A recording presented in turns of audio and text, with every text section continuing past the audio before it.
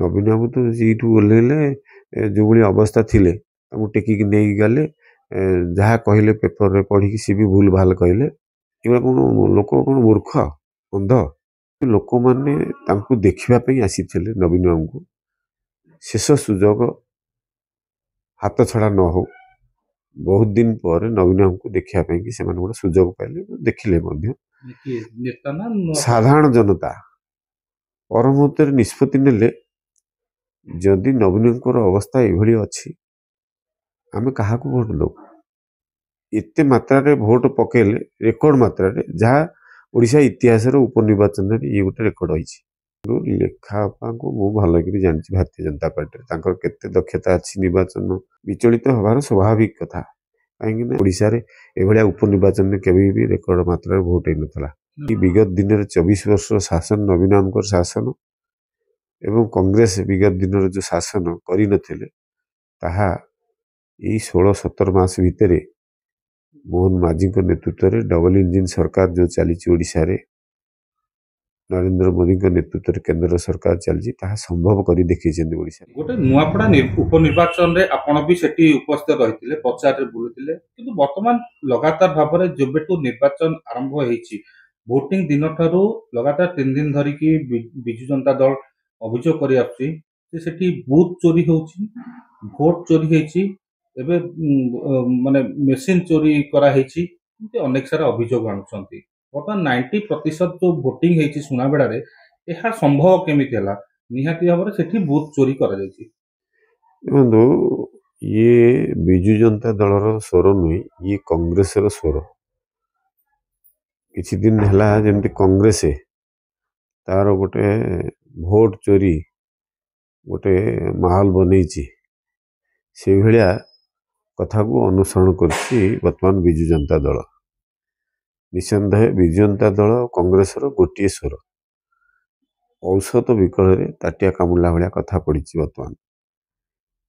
ଯେମିତି କଂଗ୍ରେସ ହାମୁଡ଼ି ହେଇକି ପଡ଼ିଛି, ନିଜ ଦଳ ଭିତରେ ଅନ୍ତର୍କନ୍ଦଳ, ସାଂଗଠନିକ ଦକ୍ଷତା କମ୍ ଏବଂ ବିଜୁ ଜନତା ଦଳ ମଧ୍ୟ ସମ ପରିମାଣର ସମସ୍ୟାରେ ଅଛି। ନବୀନ ବାବୁଙ୍କର ଅବସ୍ଥାକୁ ନେଇକି କେହି ବି ତାଙ୍କ ଦଳର ନେତୃତ୍ୱ ଚିନ୍ତିତ ନୁହନ୍ତି, ତାଙ୍କ ସ୍ୱାସ୍ଥ୍ୟ ପ୍ରତି କେହି ଯତ୍ନବାନ ନୁହନ୍ତି। ଯେଉଁଭଳି ଅବସ୍ଥାରେ ନବୀନ ବାବୁଙ୍କୁ 24 ବର୍ଷ ତୁମକୁ ରସଗୋଲା ଖୁଆଇଲେ, ଆହୁରି ଏତେ ଲୋଭ ବଢ଼ିଯାଇଛି ବିଜୁ ଜନତା ଦଳଙ୍କର ଯେଉଁ ତୃତୀୟ ଶ୍ରେଣୀର ନେତୃତ୍ୱ ଅଛନ୍ତି, ମୁଁ ତ ଦ୍ୱିତୀୟ ଶ୍ରେଣୀ ବି କହିବିନି, ପ୍ରଥମ ଶ୍ରେଣୀର ନେତୃତ୍ୱ କେହି ନାହାନ୍ତି। ନବୀନ ବାବୁଙ୍କ ପରେ ପରେ ସେମାନଙ୍କର ଅବସ୍ଥା ଏମିତି ହେଇଛି, ସେ ଏତେ ବ୍ୟାକୁଳତା ନବୀନ ବାବୁଙ୍କ ସ୍ୱାସ୍ଥ୍ୟ ଅବସ୍ଥାକୁ ମଧ୍ୟ ଅଣଦେଖା କଲେ, ଯାହାଫଳରେ କି ଲୋକମାନେ ତାଙ୍କୁ ଦେଖିବା ପାଇଁ ଆସିଥିଲେ ନବୀନ ବାବୁଙ୍କୁ। ଶେଷ ସୁଯୋଗ ହାତଛଡ଼ା ନ ହଉ, ବହୁତ ଦିନ ପରେ ନବୀନ ବାବୁଙ୍କୁ ଦେଖିବା ପାଇଁ ସେମାନେ ଗୋଟେ ସୁଯୋଗ ପାଇଲେ, ଦେଖିଲେ ମଧ୍ୟ। ସାଧାରଣ ଜନତା ପରମୁହୂର୍ତ୍ତରେ ନିଷ୍ପତ୍ତି ନେଲେ, ଯଦି ନବୀନଙ୍କର ଅବସ୍ଥା ଏଭଳି ଅଛି ଆମେ କାହାକୁ ଭୋଟ ଦେବୁ। ବିଗତ ଦିନରେ ଯେଉଁ କଂଗ୍ରେସର ନେତୃତ୍ୱମାନେ ସେଠି ଭୋଟ ପାଉଥିଲେ ଏବଂ ପରେ ବିଜୁ ଜନତା ଦଳ ଭୋଟ ପାଉଥିଲେ, ଏବଂ ଏ ଅବସ୍ଥାରେ ସେମାନେ ଜନାର୍ଦ୍ଦନ ସର୍ବଦା ତାଙ୍କର ମନକୁ ପରିବର୍ତ୍ତନ କରିଥାନ୍ତି। ନବୀନଙ୍କର ଅବସ୍ଥାକୁ ଦେଖିଲା ପରେ ସେମାନେ ନିଷ୍ପତ୍ତି ନେଲେ ଯେ ଆମେ ଅନ୍ୟତ୍ର କେଉଁଠି ଭୋଟ ଦେଲେ ଲାଭ କିଛି ହେବନି, ଭାରତୀୟ ଜନତା ପାର୍ଟିକି ଭୋଟ ଦେଲେ ଆମର ଅଞ୍ଚଳ ବିକାଶ ହେବ, ଏ କଥା ସ୍ଥିର କଲେ। ଏବଂ ଭୋଟ ଏତେ ମାତ୍ରାରେ ଭୋଟ ପକେଇଲେ, ରେକର୍ଡ ମାତ୍ରାରେ, ଯାହା ଓଡ଼ିଶା ଇତିହାସର ଉପନିର୍ବାଚନରେ ଇଏ ଗୋଟେ ରେକର୍ଡ ହେଇଛି। ତେଣୁ ଏଥିରେ ବିଚଳିତ ହେବାର ଆବଶ୍ୟକତା ବି ନାହିଁ। ଆମେ ଯଦି ବିଚଳିତ ହେଉଛନ୍ତି ସେଇ ବିଜୁ ଜନତା ଦଳ ଏବଂ କଂଗ୍ରେସ, ବିଚଳିତ ହେବାର ସ୍ୱାଭାବିକ କଥା, କାହିଁକିନା ଆଗରୁ ବହୁତ ସରକାର 24 ବର୍ଷ ଦେଖିଲେ ସେମାନେ। ଏବେ ଯେହେତୁ ହାରି ଯାଉଛନ୍ତି, ହାରିବା ପରେ ଦଳର ଅବସ୍ଥା ଆହୁରି ନିମ୍ନ ସ୍ତରକୁ ପଳାଇବ, ସେଥିପାଇଁ ସେମାନେ ଚିନ୍ତିତ ଅଛନ୍ତି।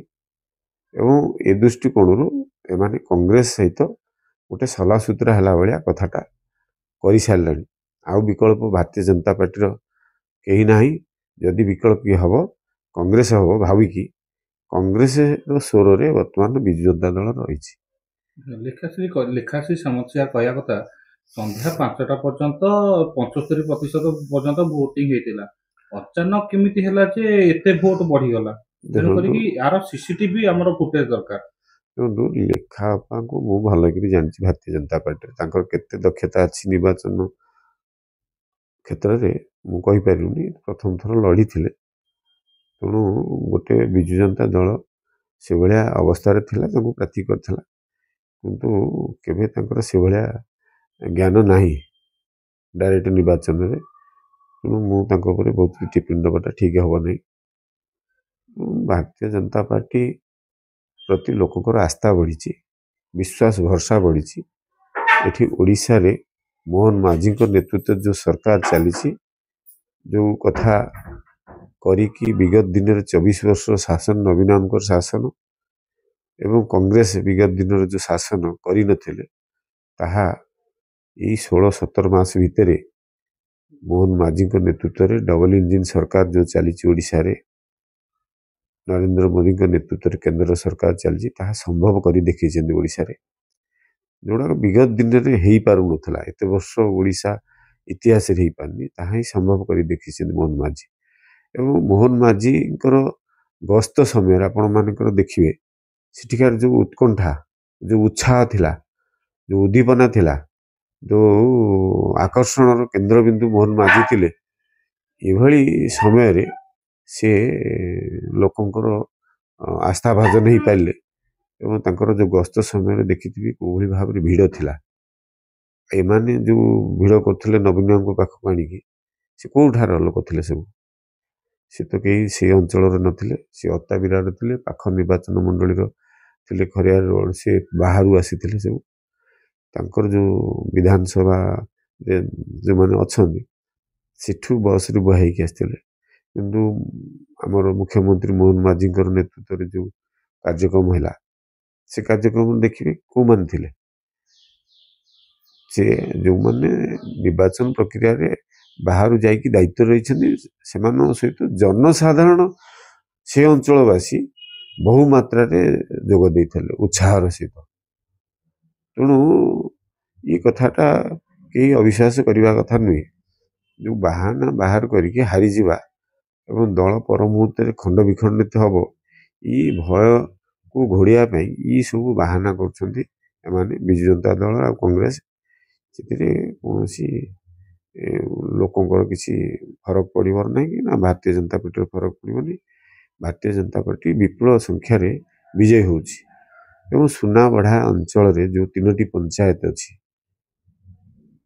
निर्वाचन मंडली जो रही सिठी मुख्यमंत्री जो गस्त कले हेलिकॉप्टर गले से जगह को लोकों सहित मिसिले आदिवासी अधूषित अंचल से कथा सेठी कहीं जाऊ नथिले मुख्यमंत्री कहीं जाइछन्ति इतिहास प्रथम थर करके मोहन माझी मुख्यमंत्री हिसाब से जा गस्त कले तांकर जो स्थानीय समस्या कथा बुझिले प्रतिश्रुति देले से भरसा विश्वास जतई सेठी प्रचुर मात्रा भोट देले से अंचलवासी ये तो स्वभाव अच्छी नवीन बाबू तो जीठू ओह्लैले जो भाई अवस्था थिले टेकिक नहीं गले जहाँ कहले पेपर रे पढ़ी सी भी भूल भाल कहले एगुड़ा कौन लोक कौन मूर्ख अंध नुआपड़ा मुझी 16 दिन निर्वाचन दायित्व मोर जो थिला पंचायत नुआपड़ा नुआ गाँ अंचल सेठी भी मुझे देखी लोक साथ मिसी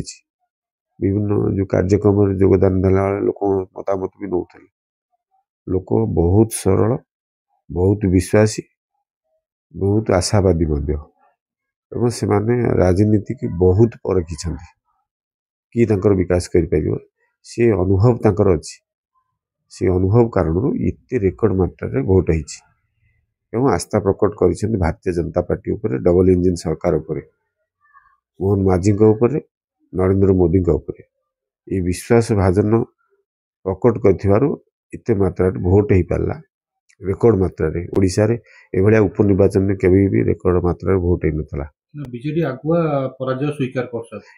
ଆପଣ ଏଥିରେ ଆଉ କ'ଣ ଅଛପା ଅଛି? କଂଗ୍ରେସ ଆଗରୁ ସରେଣ୍ଡର କରିସାରିଛି, ବିଜୁ ଜନତା ଦଳ ମଧ୍ୟ ସରେଣ୍ଡର କରିସାରିଛି। କମ୍ପିଟିସନ ଥିଲା ତାଙ୍କ ଭିତରେ, ବିଜୁ ଜନତା ଦଳ ଆଉ କଂଗ୍ରେସ ଭିତରେ, ଦ୍ୱିତୀୟ ସ୍ଥାନ ତୃତୀୟ ସ୍ଥାନ କାହାର ଦଖଲ ହେବ। ଏତ ଆଉ କ'ଣ, ଏ ଭିତରେ ଯାହା ଆମେ ରିପୋର୍ଟ ଆମ ପାଖକୁ ଆସୁଛୁ ନିଶ୍ଚିତ ସେୟା ହିଁ ହେବ। ଭାରତୀୟ ଜନତା ପାର୍ଟି ବିପୁଳ ଭୋଟରେ ବିଜୟୀ ହେଉଛି ଏବଂ ଦ୍ୱିତୀୟ ତୃତୀୟ ସ୍ଥାନରେ କଂଗ୍ରେସ ଆଉ ବିଜୁ ଜନତା ଦଳ ଭିତରେ କମ୍ପିଟିସନ ଯାହା ସ୍ଥିର ହୋଇଥିବ, ଜନତା ଜନାର୍ଦ୍ଦନ ସେମାନେ ଯାହା ବିଚାର କରିଥିବେ।